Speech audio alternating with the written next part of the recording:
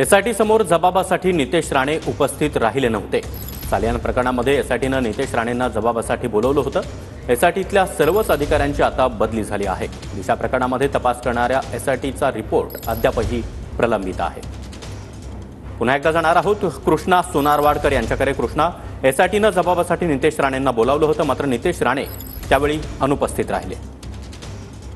एसआयटीकडून जेव्हा या सगळ्या प्रकरणाची चौकशी सुरू होती त्यावेळेला या केसशी संबंधित जे अनेक लोक होती किंवा जी लोक आरोप करत होती त्या सगळ्या लोकांना चौकशीला बोलावण्याचं काम एसआयटीकडून केलं जात होतं। आणि याच दरम्यान भाजप नेते नितेश राणे यांना देखील एक समन्स आलेलं होतं की तुम्ही जे आरोप दिशा सालियान प्रकरणामध्ये करताय त्या आरोपासंदर्भातले पुरावे घेऊन एसआयटीच्या चौकशीसमोर उपस्थित राहा, अशा पद्धतीचं हे समन्स होतं। आणि त्या दरम्यान नितेश राणे हे एकाही वेळेला या एसआयटी समोर गेलेले नव्हते, अशी माहिती आता सूत्रांकडून मिळते आहे।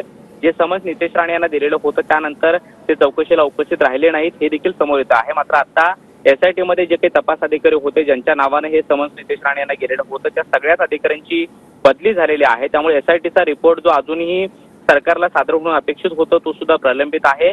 त्या रिपोर्ट संदर्भात आता अधिवेशनामध्ये काही भूमिका घेतली जाणार का हे पाहणं महत्त्वाचं असणार आहे। कारण तपास करणारे जे काही चौकशी करणारे अधिकारी होते ते सगळेच अधिकारी वेगवेगळ्या ठिकाणी आता बदली होऊन गेलेले आहेत। त्यामुळे आता जी एसआयटी बनलेली होती त्या संदर्भात सरकार काही भूमिका घेतं का हे पाहणं महत्त्वाचं असणार आहे। बहुतांश लोकांना जे काही समन्स पाठवण्यात आलेलं होतं, चौकशीला बोलावण्यात आलेलं होतं, त्यापैकी कित्येक लोक चौकशीला उपस्थित राहिली नव्हती असंही आता सूत्रांकडून समजतं आहे। त्यामुळे आज अधिवेशनामध्ये जो काही मुद्दा या दिशा सालियान मृत्यू प्रकरणाचा गाजतोय किंवा जी काही याचिका हायकोर्टामध्ये दाखल झालेली आहे आणि त्यावरून जे काही आरोप होत आहेत त्यानंतर आता जी एसआयटी सरकारनं घोषित केलेली होती आणि मुंबई पोलिसांची जी काही एसआयटी होती त्या एसआयटीचं पुढे काय झालं, त्या एसआयटीकडून सुरू असलेल्या चौकशीनंतरच्या अहवालाचं काय झालं आणि आता या सगळ्या एसआयटीच्या भूमिकेनंतर जी काही राज्य सरकारची भूमिका आहे त्या संदर्भात काही ठोस पावलं उचलली जाणार का हे पाहणं महत्त्वाचं असणार आहे। नक्कीच कृष्णा, धन्यवाद या माहितीसाठी।